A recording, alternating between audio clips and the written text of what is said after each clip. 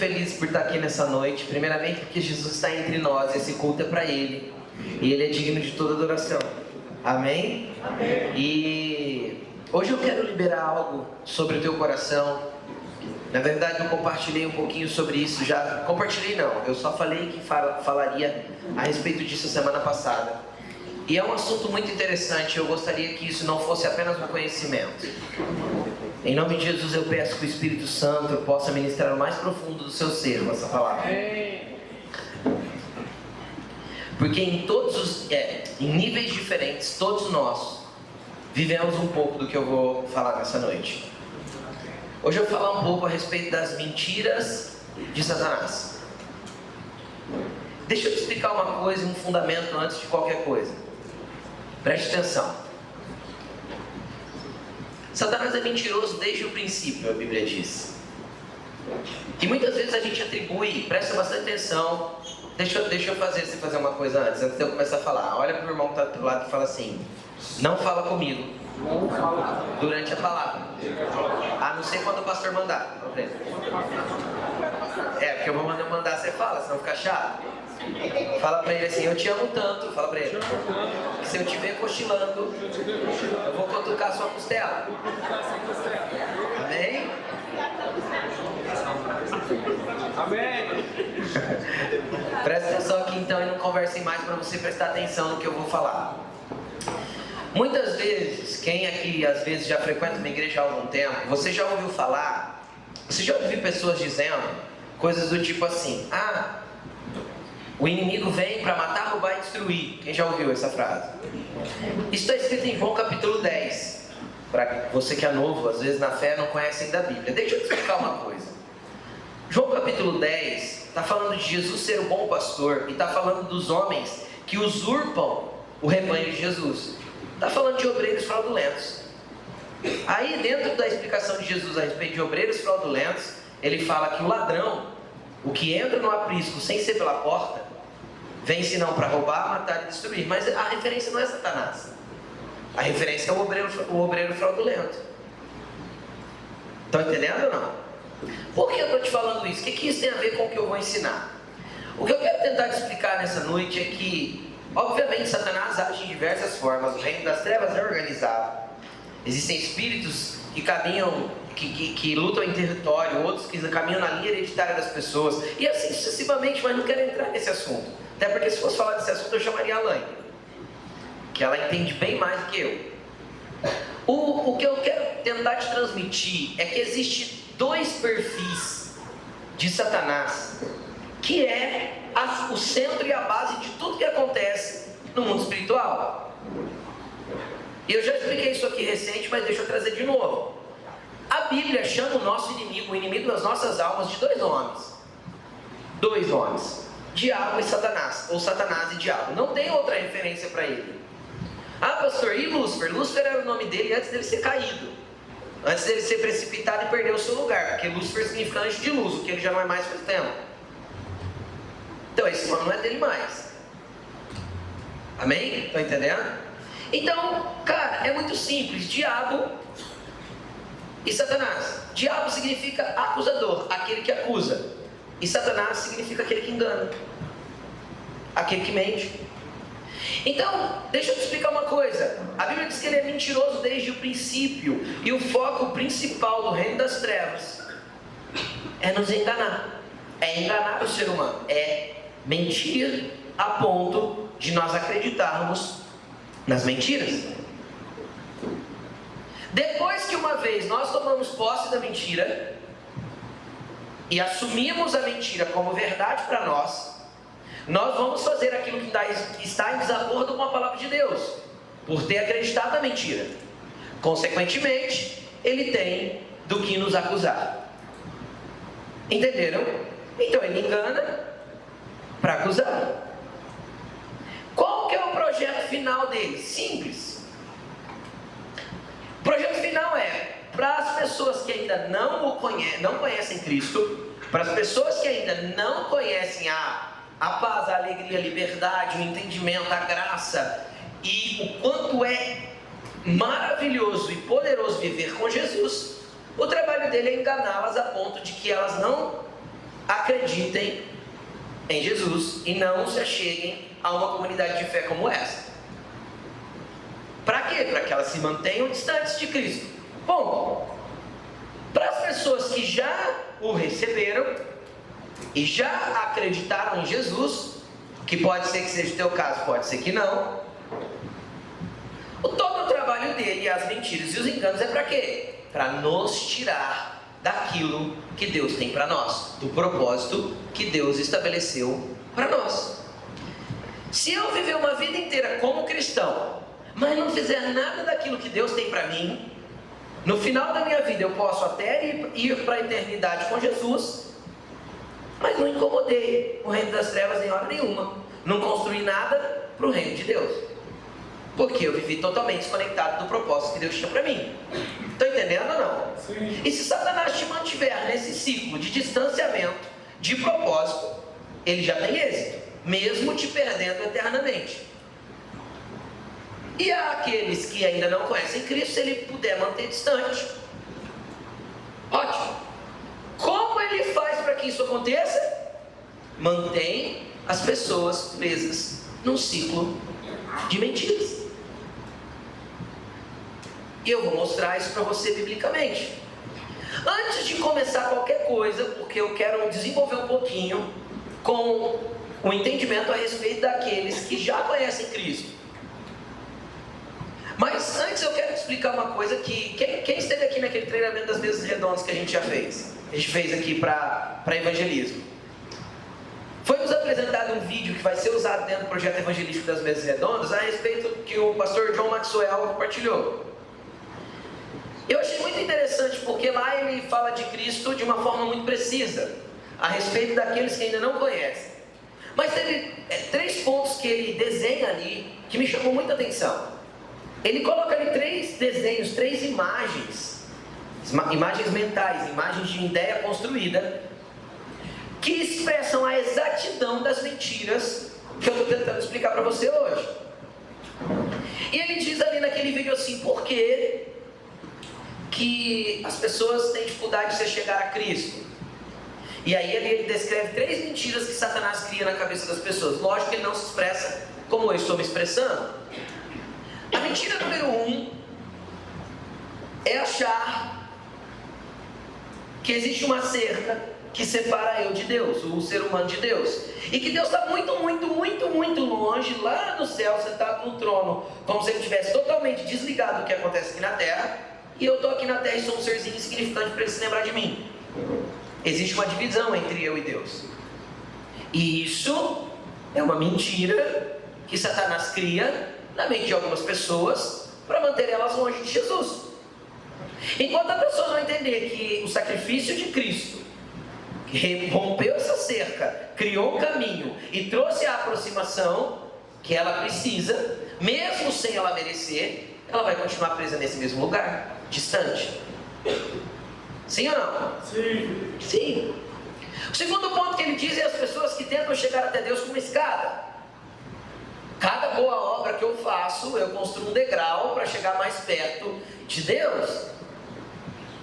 Quando a Bíblia diz claramente que não é por obras que eu chego até Deus, é pela graça. É por entender que não depende do meu esforço pessoal. Dependeu do esforço que Ele fez em morrer por mim. Só que enquanto eu acreditar que são as minhas obras que me levam a um aperfeiçoamento ou a Deus de alguma forma, eu vou continuar preso num ciclo de mentiras, fazendo boas obras e caridade a vida toda, e no final da minha vida eu posso ter uma surpresa e ir para um lugar que eu não gostaria de ir. Porque Jesus é o caminho, a verdade e a vida, e ninguém vai ao Pai a não ser por Ele. Ponto. Nenhuma ponte eu posso construir que me leve até Ele. Não dá para colocar degraus numa escada que Ele já construiu. Ele construiu com o sacrifício dele. Ele não construiu subindo, Ele construiu descendo. Então é uma escada que só pode ser construída de cima para baixo. De baixo para cima ninguém tem capacidade de construir. Então Ele já desceu. E quando Ele desceu, Ele construiu a escada. E quando Ele morreu, Ele liberou o acesso, inaugurou ela. Então eu posso me conectar com Deus. Só que se a pessoa vive presa numa mentira de que ela tem que se esforçar bastante para tentar chegar em Deus, ela vai se esforçar a vida inteira e não vai conseguir chegar. Pronto, Satanás conseguiu manter a pessoa num ciclo de mentira. Terceiro e último ponto que ele dá ali, que eu achei muito interessante, é óbvio que vão ter outras mentiras que as pessoas acreditam. Pode ser que seja o seu caso. Mas mais uma mentira é a referência que ele dá da lata do lixo. A pessoa se acha tão suja, tão suja, tão suja, que Deus não quer ela. Eu sou muito sujo para Deus me querer. Eu sou muito torto para Deus me amar. Querido, o amor de Deus é tão violento, tão poderoso, tão intenso, que Jesus, apesar de ser Deus, Ele não se apegou a esse título, a esse cargo. Se despiu de si mesmo e desceu e se fez servo, se fez escravo, e como escravo foi até o mais último nível do escravo, e morreu na morte de cruz, por causa de me amar, de te amar. Então não existe um Deus que se preocupe em se misturar com sujeira. Jesus é especialista em transformar vaso de lixo em obra de arte. Amém. Desde que a pessoa rompa com os pensamentos que aprisionam elas em lugares que elas não gostariam de estar. Romanos capítulo 12, versículo 1 e 2. Quem está no Data Show? Ajuda aí o Carlos, por favor. Romanos capítulo 12, versículo 1 e 2. Eu quero que você acompanhe comigo no telão. Se você tiver a Bíblia, pode abrir. Romanos capítulo 1, versículo 1 e 2. Está aí no telão? Ainda não? Olha o que diz aí, preste atenção. Esse versículo eu já li várias vezes aqui, mas faz tempo que eu não falo dele. Preste atenção. Ele diz assim, ó: rogo-vos, pois, irmãos, não é isso? Pelas misericórdias de Deus, ou peço-vos, irmãos, pelas misericórdias de Deus. É porque depende da tradução. Cara, Paulo está falando assim, ó: pelo amor de Deus.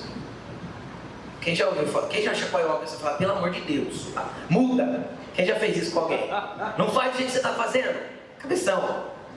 Paulo está falando assim, ó: eu, pelo amor de Deus, eu peço para vocês, apresentem os vossos corpos.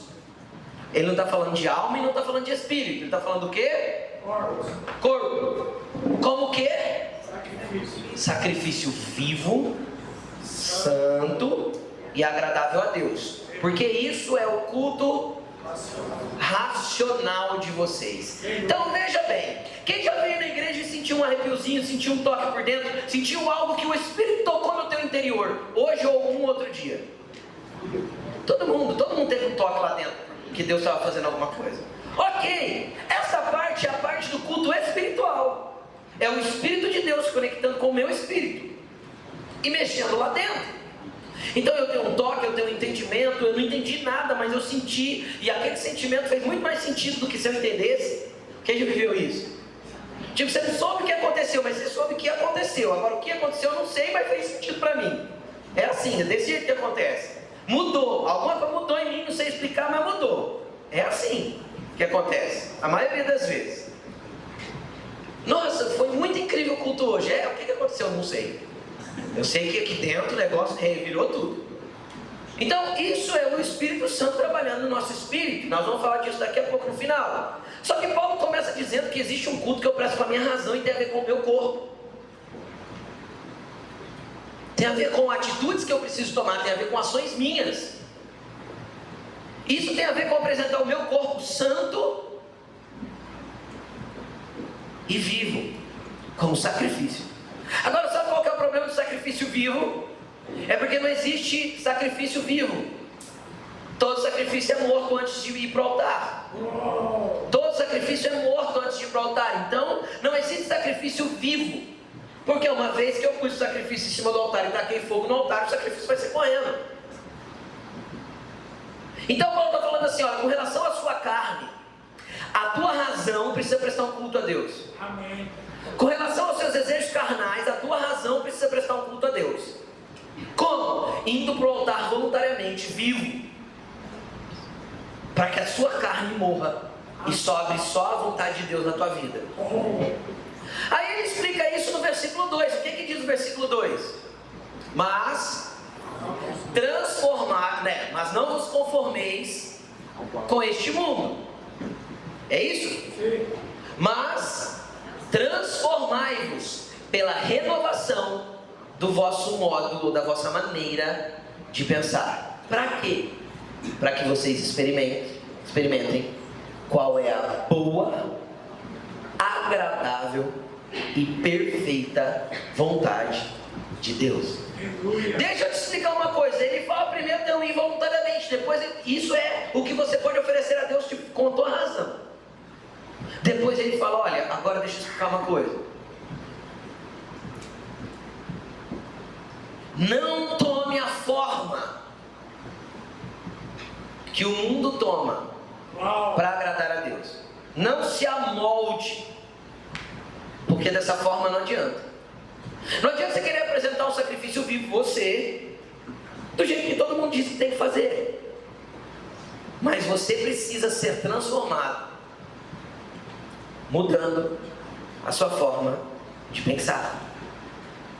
E sabe quando eu vou mudar minha forma de pensar? A hora que eu começar a renunciar às mentiras de Satanás na minha mente. Porque ele diz assim, ó, uma vez que você se posicionou na sua mente, você vai caminhar para viver a boa e agradável e perfeita vontade de Deus. Quem aqui já esteve num lugar bom e agradável? Quem aqui só pôde ficar lá 4 dias, 5, 6, uma semaninha e teve que vir embora para trabalhar de novo?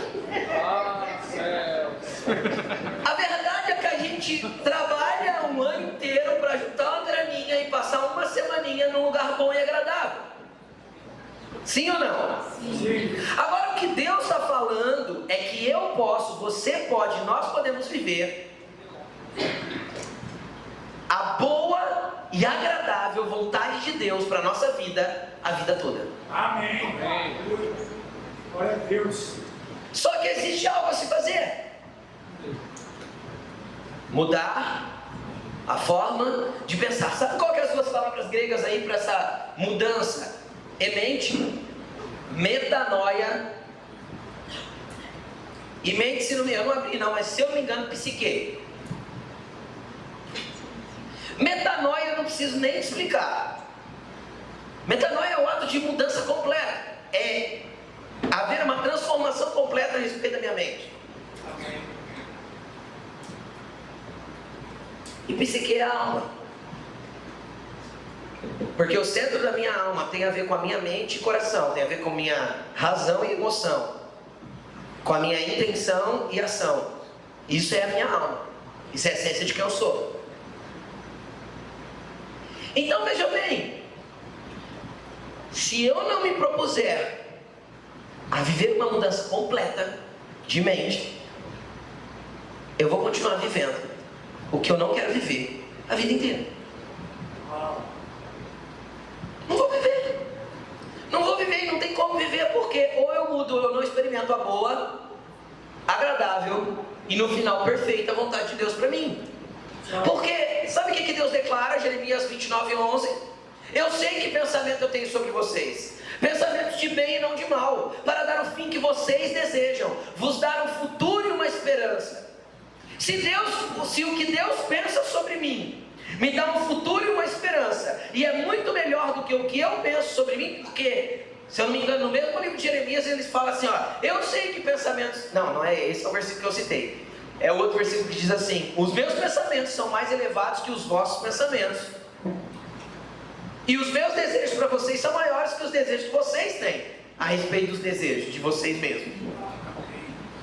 Então o que Deus pensa e o que Deus quer para mim é melhor do que o que eu mesmo quero para mim. Agora, como pode?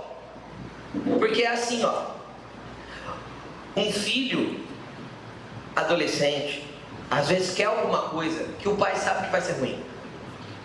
Sim ou não? Sim.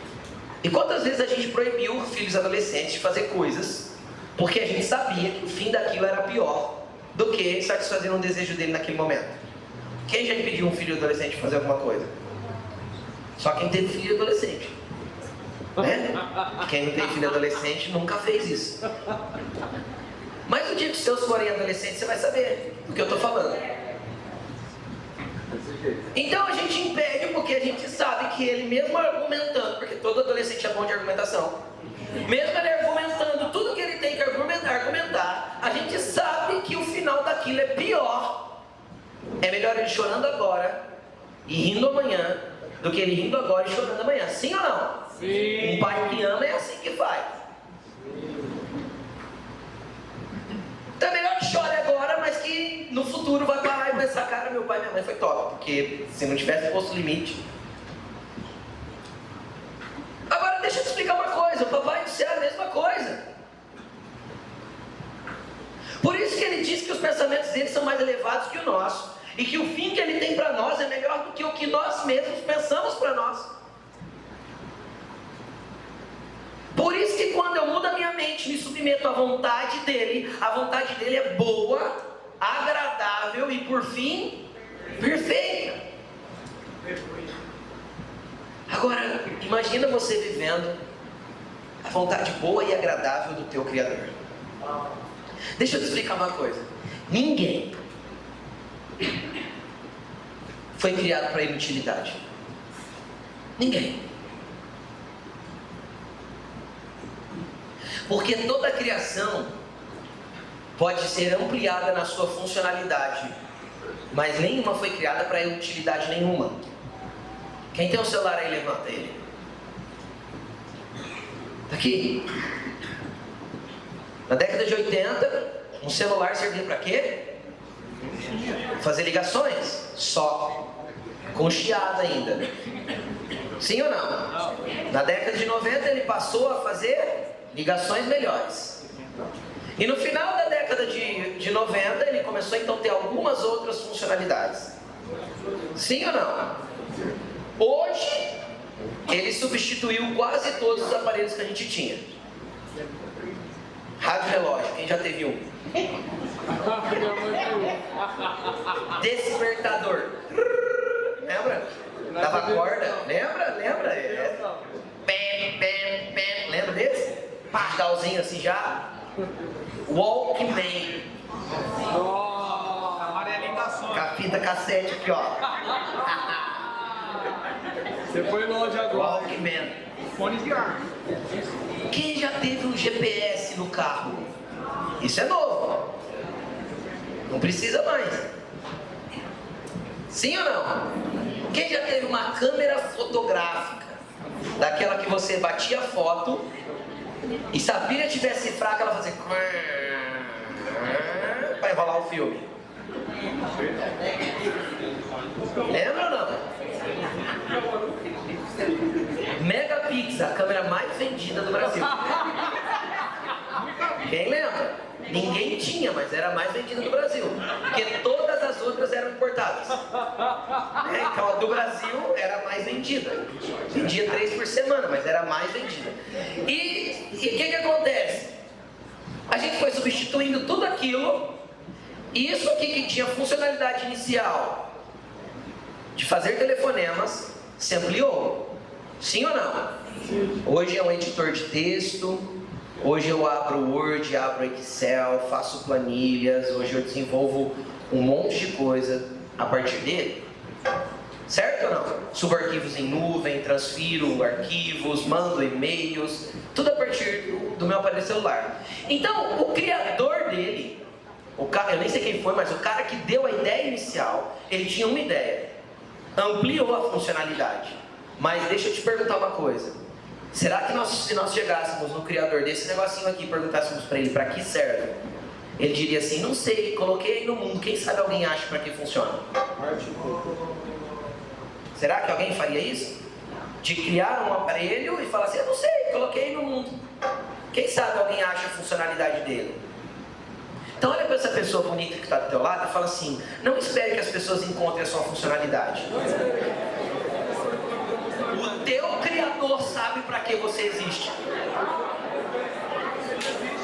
O teu Criador sabe por que você existe. Você entendeu?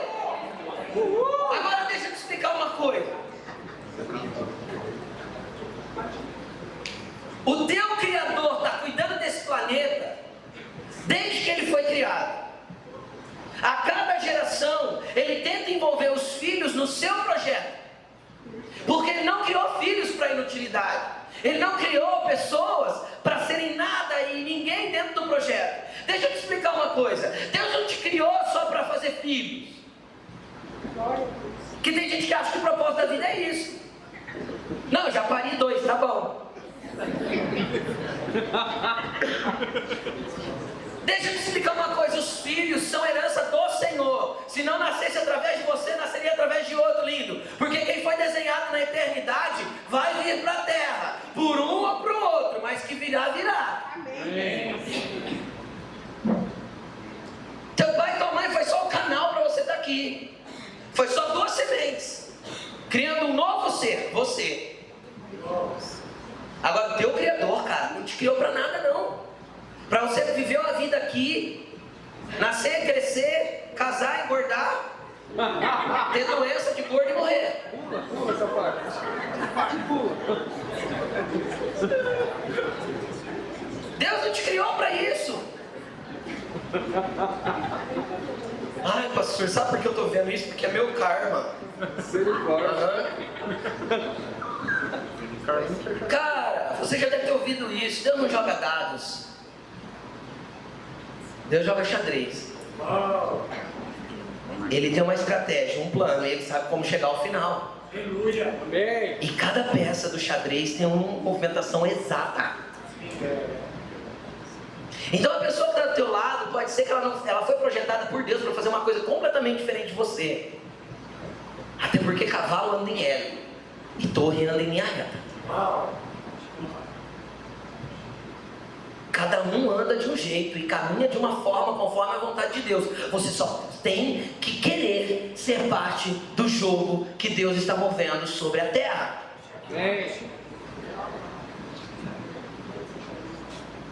E o Satanás, o Deus da paz, em breve esmagará Satanás debaixo dos nossos pés. Cheque mate. Só que eu tenho que entender que o meu Criador tem algo para mim. E parar de acreditar nas mentiras de Satanás e começar a acreditar no que Deus é na minha vida. Eu quero falar com você agora que eu já dei uma introdução na palavra. Deixa eu começar a explicar algumas coisas para você. Eu estou feliz. Jesus é bom. Bom demais. Cara, deixa eu te explicar um desenho de um cara aqui, bíblico. Coloca para mim no telão Lucas 5:10. Lucas 5:10. Coloca aí para mim. Vamos ler junto. Como também Tiago e João, os filhos de Zebedeu, sócios de Simão, Simão Pedro. Então, não era essa a primeira parte que a gente queria enfatizar, a segunda parte. Então Jesus disse a Simão: não tenha medo, de agora em diante você será pescador de homens. Preste atenção numa coisa aqui. Pedro estava pescando na boa no barco dele. Ele tinha uma empresa de pesca, era sócio do pai do Tiago e do João, o Zebedeu. Zebedeu era sócio de Pedro. Aí Jesus entra dentro do barco, usa o púlpito o barco como púlpito, prega. Na hora que termina a pregação, ele chega em Pedro e fala assim: pegou essa noite? Pedro fala assim: não. Aí Jesus fala assim: entra ali, joga a rede naquele lugar ali que você vai pegar. Pedro pensou assim: cara, eu nasci, cresci, vivi, estou aqui até hoje nesse lago aqui. Eu sei que ali não tem peixe, mas sobre a tua palavra eu vou. Aí ele foi e voltou um monte de peixe e tal, e acontece esse negócio doido aí. Ele olha para Jesus e fala: você afasta de mim, eu sou um pecador. Reconheceu que era errado, que era torto. Jesus fala: Pedro, vem, me segue. Aí vem uma mentira de Satanás na mente de Pedro: você não pode, você é torto, você tem uma casa para sustentar, e sua esposa, e seus filhos, e a sua sogra que mora com você.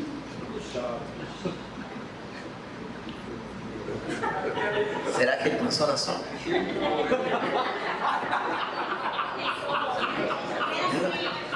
Ele estava se convertendo ainda. Eu acho que não. Ó, você tem uma sogra que mora com você. Ele amou a sogra, gente. A sogra estava doente, ele levou Jesus lá e Jesus curou a sogra dele, ó. Tá vendo? Pedro é um exemplo. Ele pega e inventa umas mentiras para Pedro. E Pedro sente medo. As mentiras de Satanás te conduzem a lugares de rejeitar o propósito de Deus para a tua vida. Jesus olha para ele e fala assim: Pedro, não precisa ter medo não, cara. Não precisa ter medo. Você, a partir de hoje, será pescador de homens. Pedro entendeu o que Jesus falou? Não, mas onde testificou? Dentro. Lembra aquele do Espírito? Bateu lá dentro, mexeu. Ele falou: então vou. E deixa eu te falar uma coisa. Jesus chamou Pedro e um monte de moleque. Moleque não, porque era tudo homem, porque judeu vira homem cedo.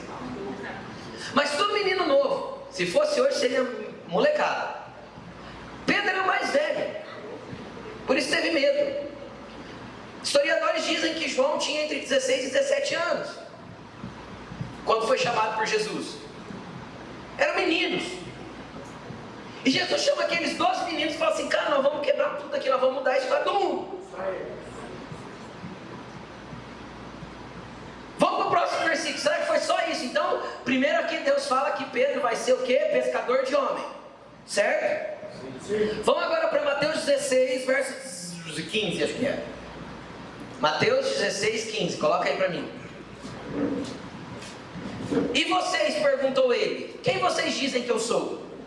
Jesus estava ali no interrogatório, no bate-papo com os discípulos. Aí ele pergunta assim: e vocês, quem dizem que eu sou? Vai, próximo. Pedro diz assim: tu és o Cristo, o Filho do Deus vivo. 17. Respondeu Jesus: bem-aventurado é você, Simão, feliz é você, Simão, filho de Jonas, porque isso não lhe foi revelado por carne ou sangue, mas por meu Pai que está no céu. Ele tem uma revelação de quem Jesus é, ele entende quem Jesus é. Cara, você é o Cristo, você é o ungido que tinha que vir. Próximo versículo. Jesus, eu lhe digo. Olha o que Jesus responde para ele.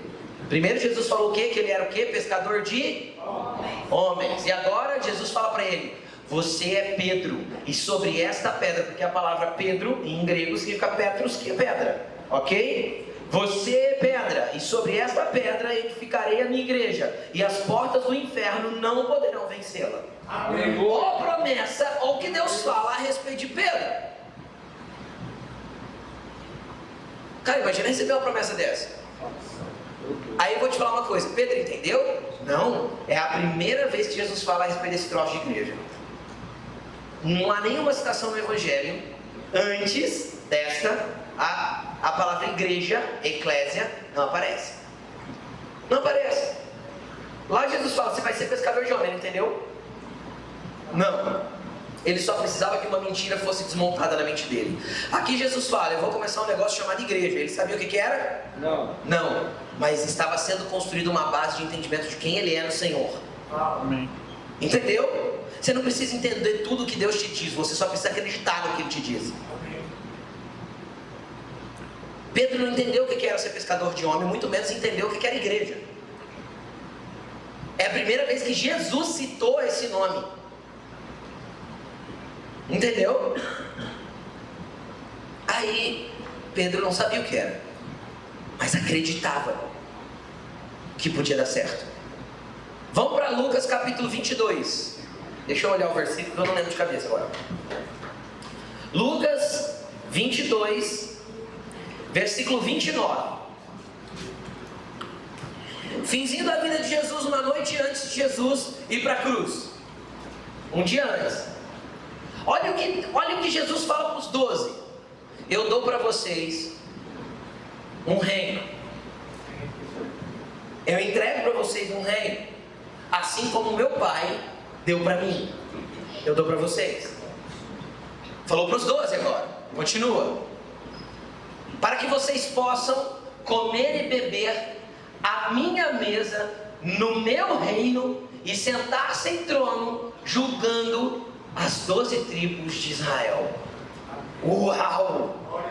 Olha o que Jesus prometeu. Próximo versículo.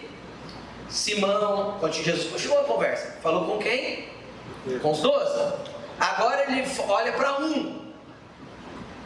Simão, Simão, Satanás pediu vocês. Pediu só Pedro? Não. Pediu vocês para peneirá-los como trigo. 32. Mas eu orei por Você. Satanás pediu os 12. Mas Pedro, eu orei por você, para que a sua fé não desfaleça. E quando você, Pedro, se converter, ajuda os seus irmãos. Aí volta para o próximo versículo. E ele respondeu: estou pronto, Senhor. Estou pronto para ir com você para a prisão e até para a morte. Nada pode nos deter, Jesus. Próximo versículo. Respondeu Jesus: eu lhe digo, Pedro, que antes que o galo cante hoje, 3 vezes você negará que me conhece. Cara, deixa eu te explicar uma coisa. As mentiras de Satanás podem fazer 2 coisas na tua vida. Uma, presta atenção, te colocar a quem menos do que Deus diz que você é. Pedro achava que não podia ser pescador de homem, que a vida dele nunca podia mudar. Jesus fala: cara, para de ter medo, você pode. Traz Pedro. Está entendendo? Sim. Aí as mentiras de Satanás vêm de novo e ele reafirma: Pedro, você não tem esse nome à toa, cara. Essa pedra vai ser um fundamento. Você será um dos fundamentos daquilo que eu vou construir na terra. Tu está comigo? Tu fala: uau, é isso aí, eu sou mesmo. Aí chega aí, Jesus olha para Pedro e fala assim: cara, agora deixa eu explicar. Tem um enganador. Satanás, lembra? Tem um enganador que vai trabalhar na mente de vocês tudo o que puder para acabar com vocês.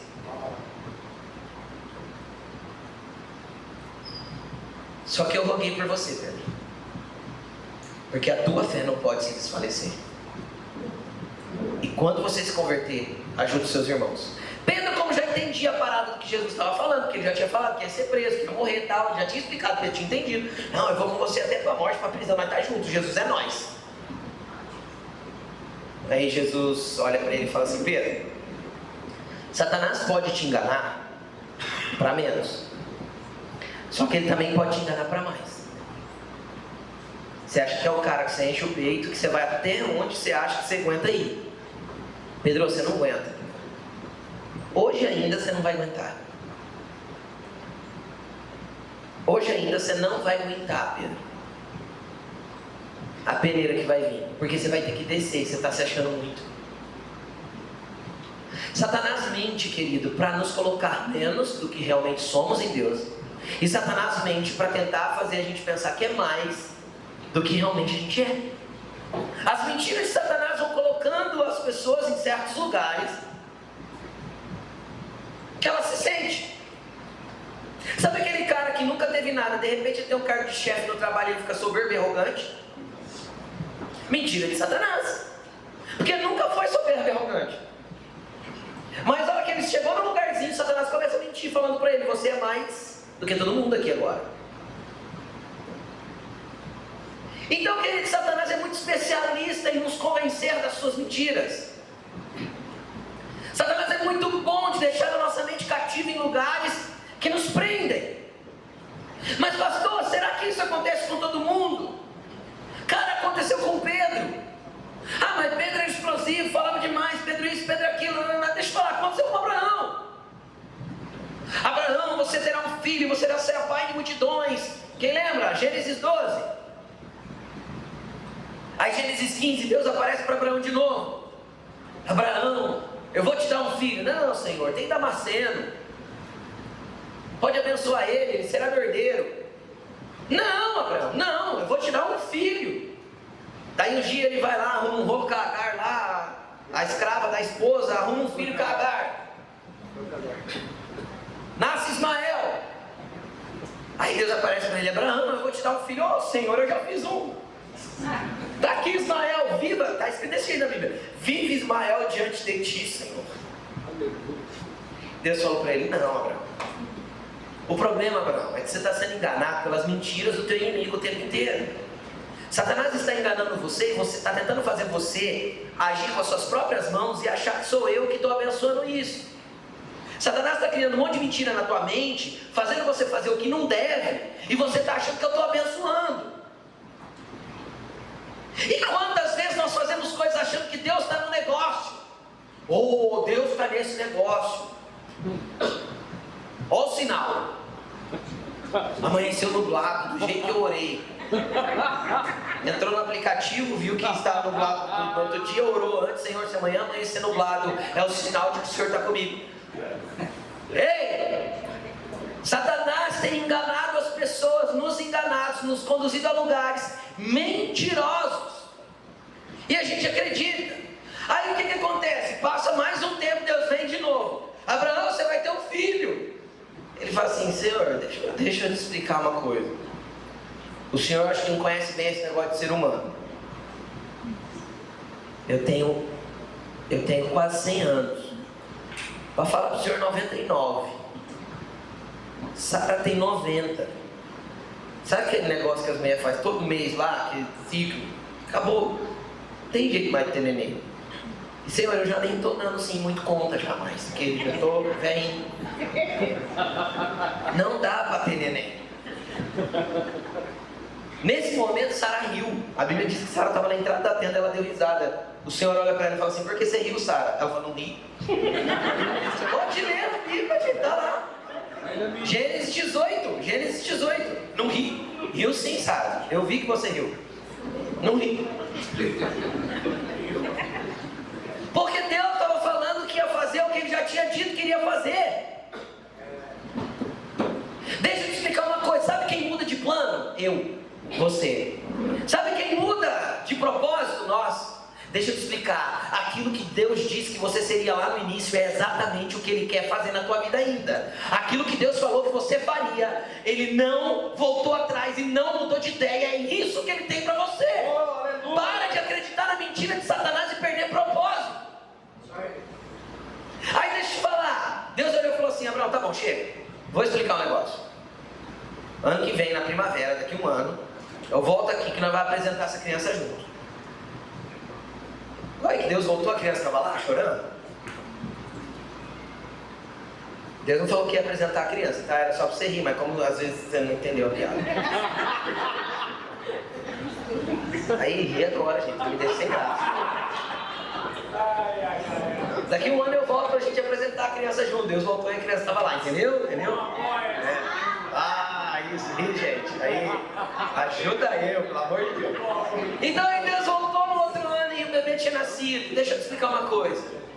Passa o tempo. E aí Abraão, que se sentia menos e impossibilitado de viver o que Deus estava falando, agora ele fica encantado com a promessa. E passa a amar a promessa mais do que amava o Senhor. Aí Deus vem de novo. Olha igual com Pedro, lembra? Vou contigo até a morte, Senhor. Pode deixar comigo. Deus chega em Abraão e fala assim: Abraão, gostou do menino? Ah, Deus, menino é lindo, meu filho amado, promessa do Senhor. Eu quero ele. Vai pro monte e me entrega. Eu quero ele em sacrifício. Você mata antes, joga em cima da fogueira e mete fogo no menino, porque é pra mim. Eu te dei, é meu filho, é a herança do Senhor, não é teu. Devolve. Subiu além do nível que eu te quero, me devolve. Passou da onde você entendeu que você tem que estar, devolve, não é teu? Lá naquele monte, Abraão volta para o lugar. Entendeu? Porque as mentiras de Satanás nos levam a pensar coisas erradas que não devemos pensar. Pastor, quem mais viu isso? Elias chega na frente de Acabe e fala assim: ó, Acabe, é o seguinte, não vai chover até que eu diga. 2 anos e meio sem chuva. Ele não disse assim diz o Senhor, ele disse em nome do Senhor, ele não disse nada disso. Ele falou: não vai chover até que eu diga. Deus fez, cara, porque Elias estava no lugar. Vai lá, mata um monte de profeta, uma ameaça de Jezabel. Perde o lugar. Perde o lugar. Foge. Vai para a caverna. Chega na caverna, Deus olha para ele e fala assim: o que você está fazendo aqui, Elias? Ah, de medo, só sobrou eu. Não, ele não sobrou só você. Tem 7, como disse o Robert aqui, né? Robert, tem 7 mil na reserva. Se você não for fazer o que você quer vai fazer, eu vou escolher outro, ó. Ó, troca porque tem gente na reserva ali. Não perde o seu lugar.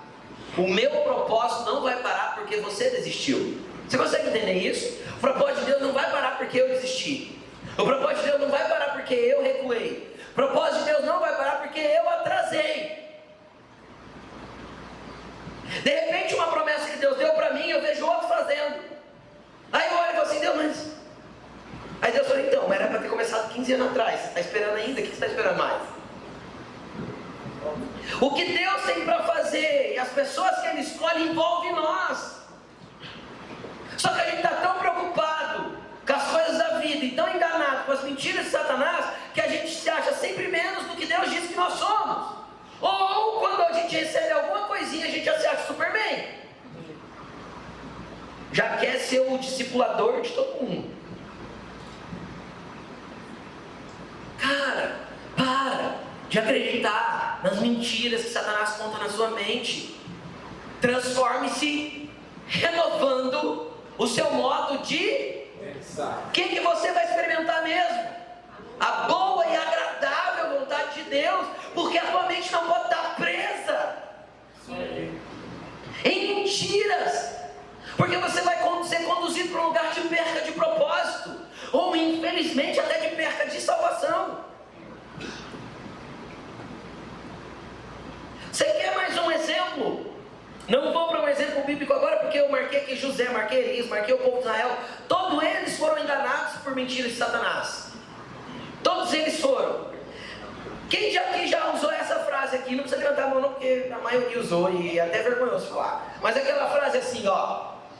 Eu sei porque ele fez isso.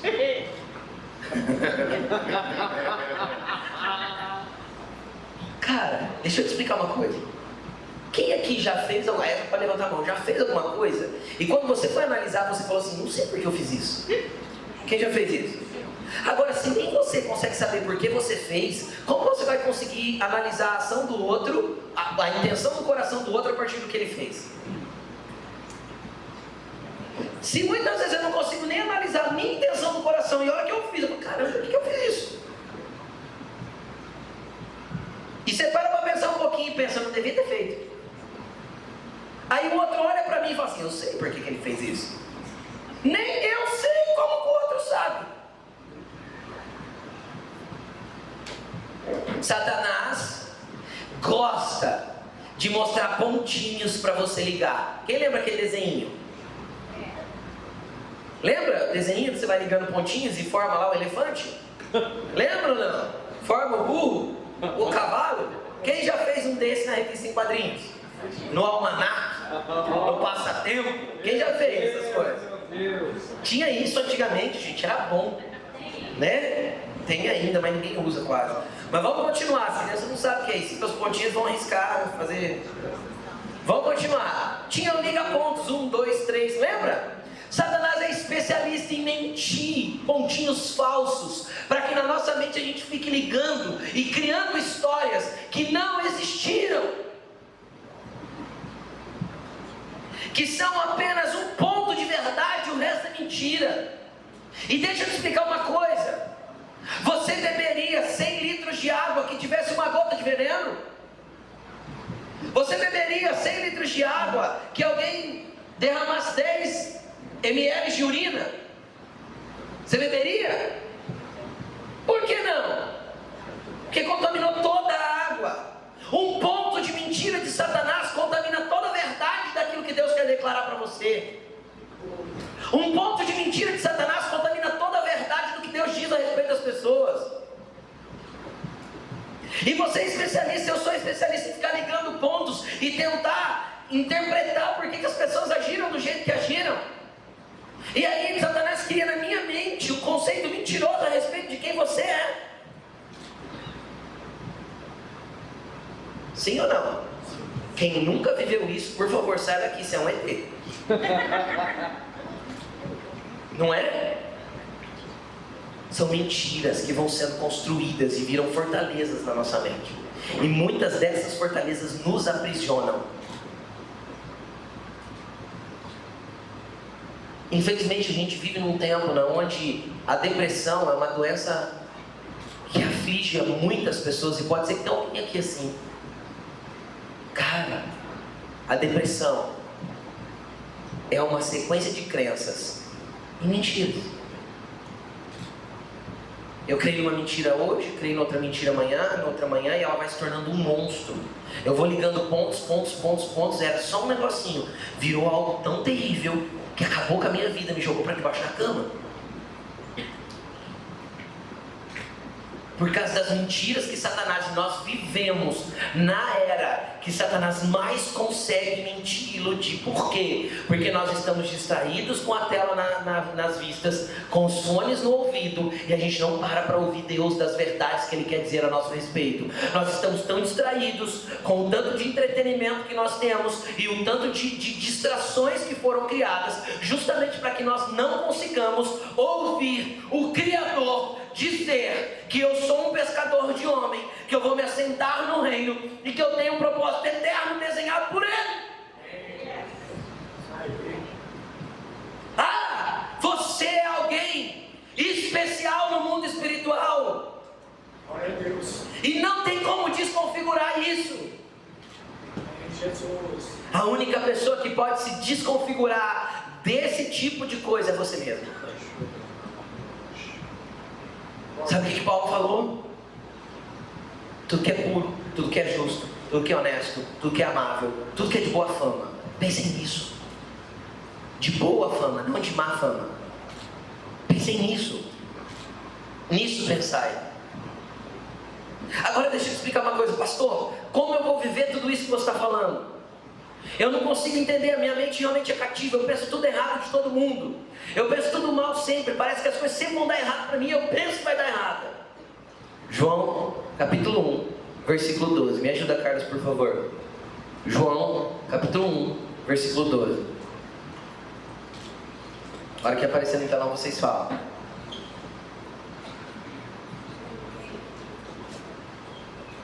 Chegou aí? Sim. Contudo, aos que o receberam, deu-lhes autoridade ou poder. É isso que está escrito aí ou não? Contudo, aos que o receberam, aos que creram no seu nome, deu-lhes o direito, ou a autoridade, ou o poder. A palavra grega é exorcia. A autoridade, direito de acessar, de se tornarem filhos de Deus. Filhos de Deus. Se você crê no nome dele e recebe ele, você é filho. Você é filho.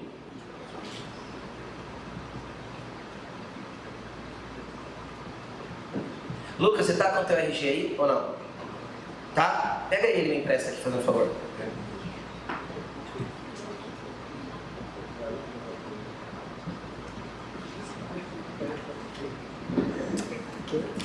Sobe aqui. Que lindo! Lindo! Ele é lindo mesmo! Vergonha não. Fica com vergonha que você é lindo mesmo, deixa o povo falar, tá? Presta aqui. Cara da mãe! Tá escrito aqui que Luiz Américo Ferrari é seu pai, é? É. Tá escrito que Ana Cláudia Rodrigues Ferrari é sua mãe, é? É. Mentira. Porque tá escrito num papel. Você acredita em papel? Você acredita em papel? E por que você acredita que ele é teu pai e tua mãe, e ela é tua mãe? Porque você mora com eles? E se eu te contar que até os 4 anos de idade você não tinha memória, e você pode ter sido colocado lá sem que você nascesse deles, e eles estão te enganando até hoje. Tem foto? Mas se você for espelho na maternidade, você não é filho deles. Você pode estar sendo enganado até agora e não sabe. E se eu te chamar ali, eu posso ser que eu te convença, te deixo com a pulga pra tua orelha que eles não são seus pais. Sim ou não? Sim, porque ele não tinha memória permanente quando ele chegou na casa dos pais. Tinha? Você tinha? Não. Não. É dos 4 para frente, 3 anos e meio, 4 que vai tendo traços de memória. Então um papel e a palavra daquelas 2 pessoas ali determinam que esse cara aqui é filho deles. Mas é a palavra deles e um pedaço de papel. Esse e o outro que chama certidão de nascimento. Sim ou não? Sim. É o que determina. Agora deixa eu perguntar, você tem uma chave da tua casa? Não, não tem, você tem uma chave da casa dos seus pais.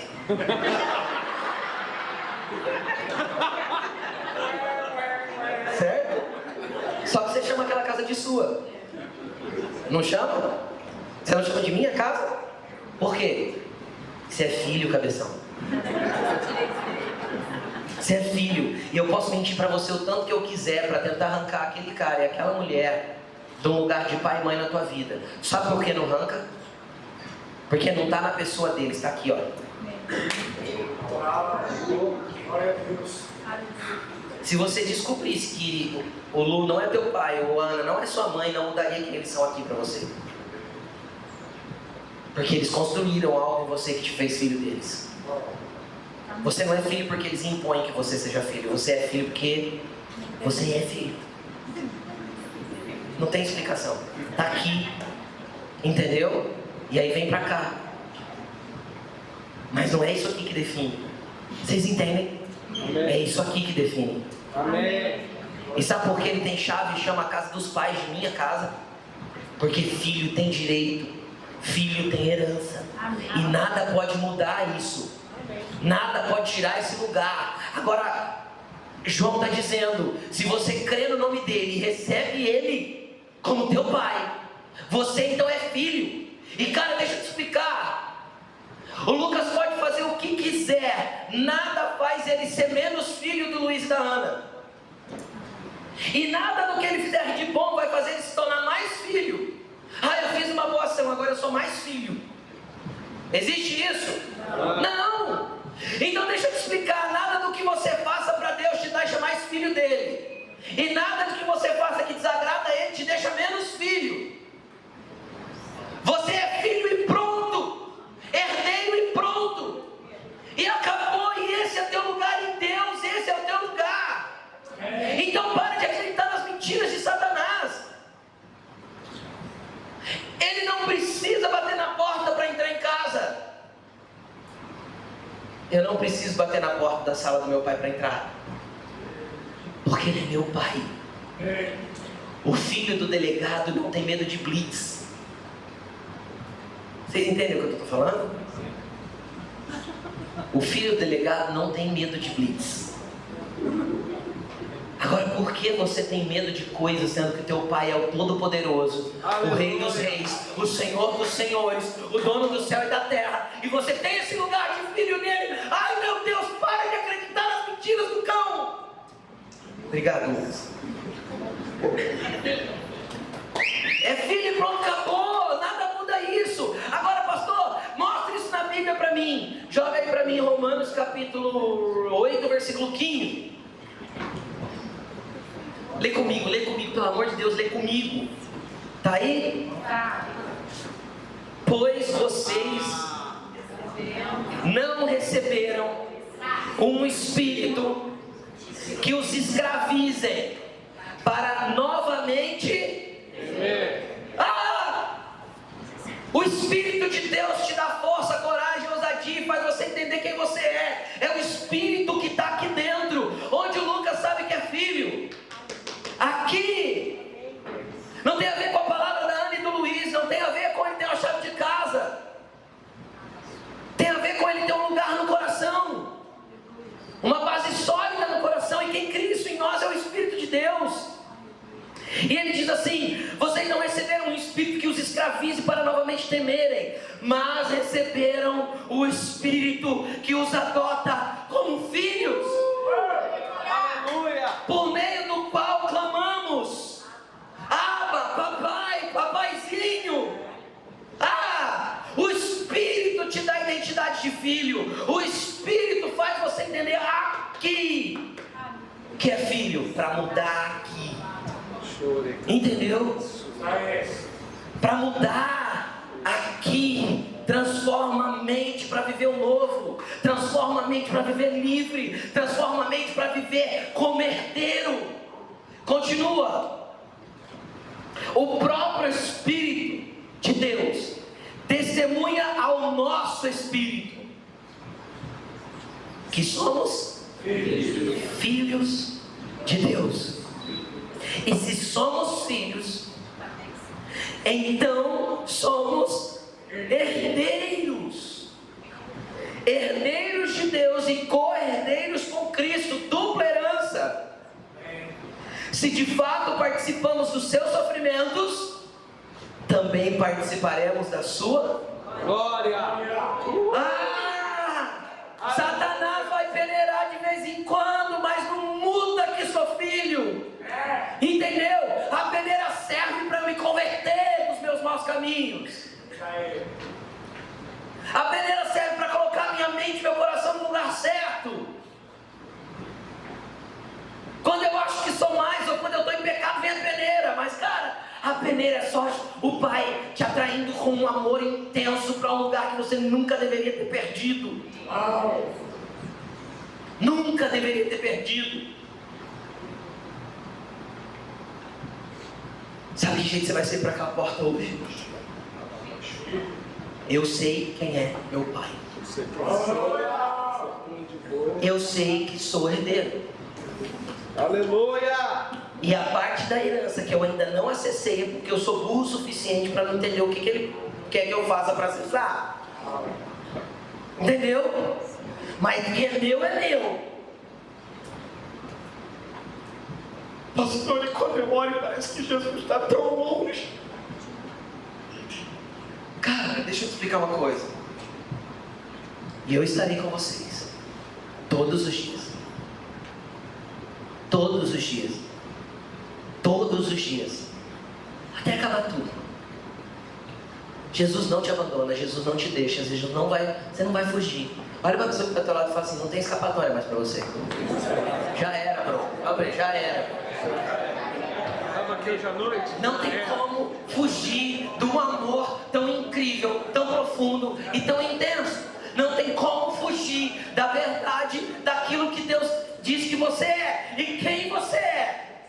Primeiramente, filho. E se sou filho, eu posso ser pescador de homens, eu posso ser pedra, eu posso ser o que Ele disse que eu vou ser. Amém. E vai ser a melhor coisa para mim viver. Sabe por quê? Porque eu fui programado na minha personalidade, no meu jeito de agir, de pensar, para ser a exatidão do que Ele desenhou desde a eternidade que eu deveria ser. A obra do Senhor é leve, não acrescenta dores. É assim. Sabe por quê? Porque Ele vai me encaixar na exatidão daquilo que Ele tem para mim. Pastor, eu estou mais perdido que chega em tiroteio. Não sei o que eu faço agora, porque Pedro ouviu que era pescador de homens. Você lembra que ele não sabia o que era pescador de homens? Você lembra que ele não sabia o que era igreja? Você não precisa entender, você precisa crer. Você não precisa entender, você precisa crer. Você precisa acreditar e chamar à existência aquilo que não existe como se já fosse.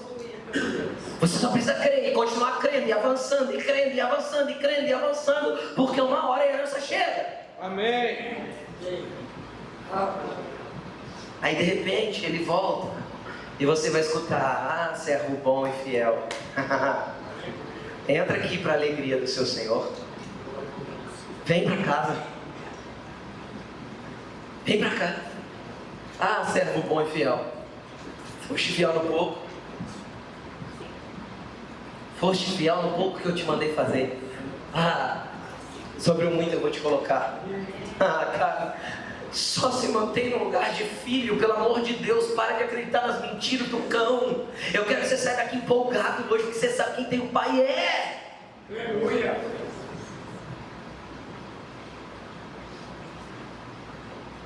O que te separa de Deus? Nada. Mas o que te faz dar sentimento de separação? Pecado.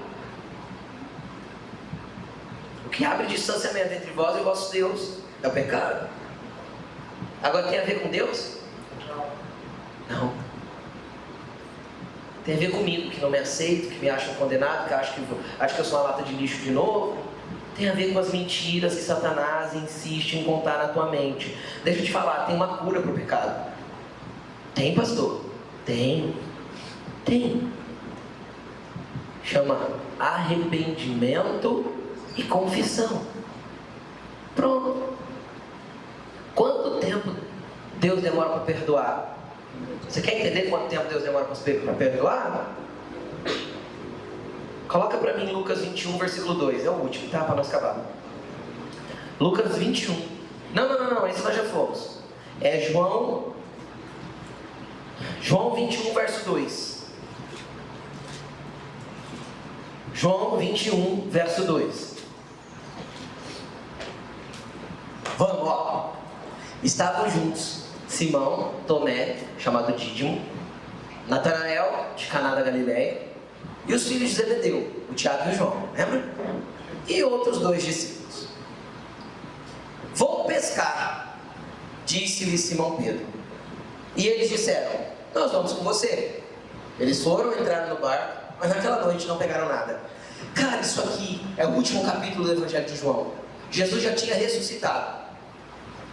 Só que de repente uma mentira de Satanás na cabeça de Pedro faz ele fazer o quê? Que sugestão ele teve aqui de Satanás? Vou o quê? O que Jesus tinha mandado ele parar de fazer lá 3 anos e meio antes? Pescar. Pedro, não pesca mais, daqui para frente você é pescador de homens. Nessa altura ele já entendia o que era ser pescador de homens. Por que ele volta a pescar? Porque ele tinha acabado de trair Jesus. Ele tinha acabado de trair Jesus. Ele se sentiu uma lata de lixo de novo. E como lata de lixo ele só podia ser o quê? Mentira de quem mesmo? Satanás. Pedro, não tem mais jeito para você, cara. Volta pro mar. Vai pescar.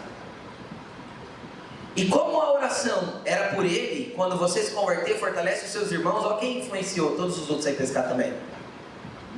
Pedro. Eu vou pescar. Ah, vamos com você. Só que, todas as vezes, preste atenção nisso. Todas as vezes que Deus quiser restaurar o teu lugar, Ele vai fazer você vivenciar experiências como da primeira vez. Vou repetir isso. Todas as vezes que Deus quiser restaurar o teu lugar, Ele vai fazer você vivenciar experiências como da primeira vez. Ele não pegou nada. Engraçado, cara. 3 anos e meio antes aconteceu a mesma coisa. Próximo versículo. Ao amanhecer, Jesus estava na praia. Olha, cara, mesma coisa da outra vez. Igualzinho. Jesus na praia. Mas os discípulos, dessa vez, não o... nem daquela vez, porque os discípulos não conheciam ele naquele momento. Próximo versículo. E lhes perguntou, filhos, vocês têm algo para comer? O barco estava a uns 90 metros da praia, a Bíblia diz. Ele gritou. Não, responderam eles. Próximo versículo. Ele disse, lancem a rede do outro lado do barco e vocês encontrarão. Olha, a mesma história de novo. Igualzinho. Próximo. Ah não, já está aí, né? E eles lançaram e não conseguiam recolher a rede. Tal era a quantidade de peixes. Deixa eu te explicar uma coisa. Todas as vezes que você negar quem Deus disse que você é, e você voltar a fazer aquilo que Deus disse para você não fazer mais, você vai vivenciar experiências exatas àquelas que te tiraram do lugar que você estava. Você entendeu o que eu disse? Todas as vezes que você insistir em viver aquilo que Deus não quer mais que você viva, insistir em voltar para lugares que Deus já te arrancou faz tempo, você vai viver e reviver experiências exatas como da primeira vez, quando Ele te deu uma determinação do que você deveria ser. Sabe por que Ele vai permitir isso? Porque você acreditou numa mentira de Satanás. E Pedro acreditou. Não dá mais para você, Pedro, pode voltar a pescar.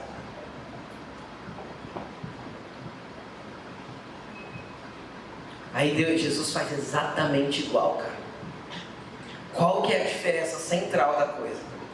A diferença central é que quando eles chegam na praia, Jesus já não precisa do peixe deles.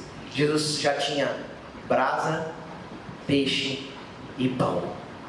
Pronto. Um lugar, uma mesa de restauração.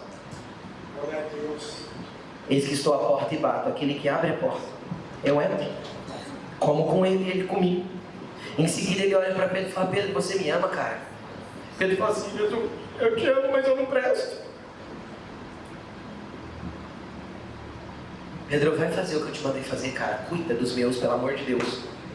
E Jesus fala 3 vezes. Por quê? Porque 3 vezes ele negou. Então 3 vezes ele tem que ser restaurado no seu ministério.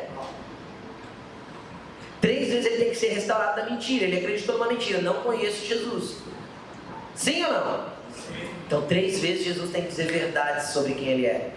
Deixa eu te explicar. Às vezes a tua vida está distante de Jesus. Cara, ele vai aparecer na praia para você hoje. Uau! Amém. Ele vai aparecer na praia e vai falar: filho, você tem o que comer? Ele não queria comida, ele só queria os filhos. Você viu a expressão que ele usa? Filhos, vocês têm o que comer. Jesus não queria comida, Jesus queria os filhos. Não temos nada. Tá, filho?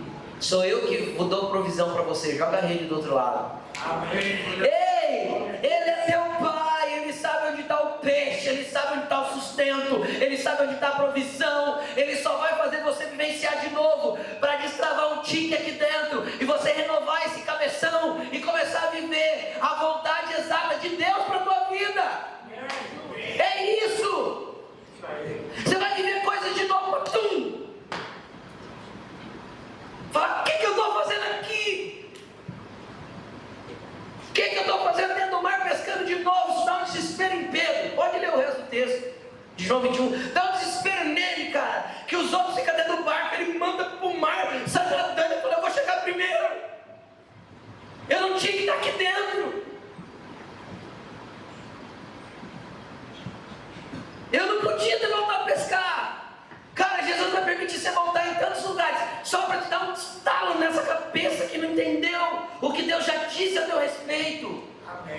Ah, ele tem uma história incrível, poderosa para você. Só você que não percebeu. Sabe o que eu vejo aqui? Eu vejo empresários tão justos influenciando uma geração de empresários. Sabe o que eu vejo aqui? Eu vejo missionários, eu vejo pregadores, eu vejo evangelistas, eu vejo pastores. Sabe o que eu vejo aqui? Pessoas influenciando nas artes, no entretenimento, no jornalismo. Amém. Eu vejo homens e mulheres íntegras, filhos que representam o Pai por onde forem. É isso que está sentado nessas cadeiras hoje. É isso que Deus diz a teu respeito. Muda o teu modo de pensar que você vai viver algo perfeito e agradável. Não tem como dar errado. Pastor, por que não tem como dar errado? Porque Deus está te controlando. Não tem como dar errado. Não tem como dar errado.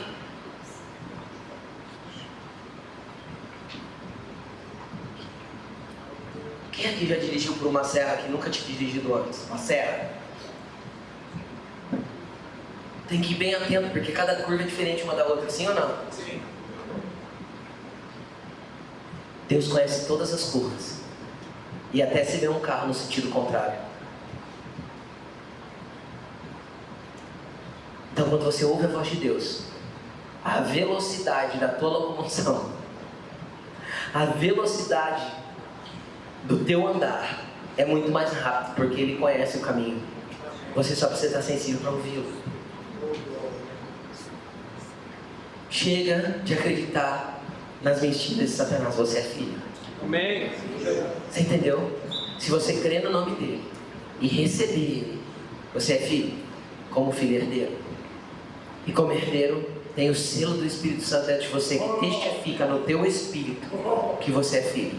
Já não tem a ver com um papel, a Bíblia, que diz que você é filho. Já não tem a ver com você ter a chave de algum lugar. Tem a ver com você ter direito de herança, só porque nasceu de novo nele. Amém. Coloque-se de pé.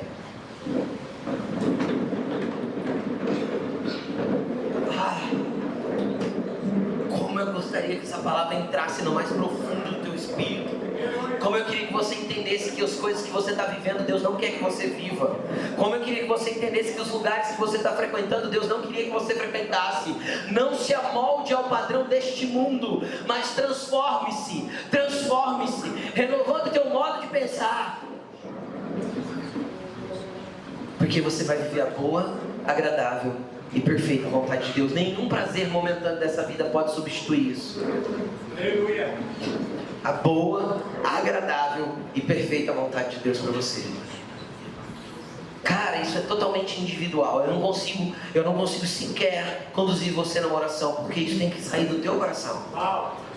Então eu gostaria que você fechasse seus olhos, se desligasse de quem está perto de você e começasse a olhar quantas vezes você acreditou nas mentiras de Satanás, quanto Satanás tem roubado o teu lugar, quanto Satanás tem feito você não se posicionar nas verdades do que Deus diz a teu respeito.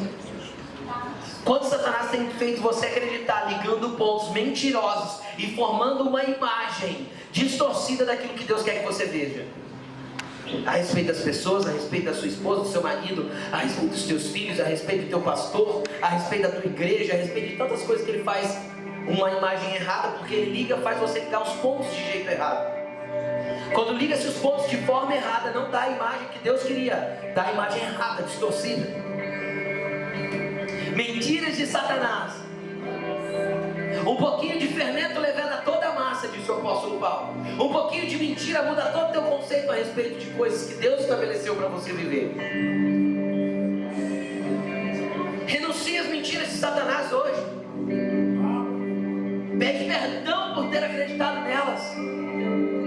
Senhor, me perdoa porque até hoje eu acreditei em muitas mentiras. Liguei pontos errados. Interpretei coisas erradas. Senhor, eu quero ficar com o que a tua palavra diz ao meu respeito. Eu quero ficar com a tua voz que determinou quem eu sou no Senhor.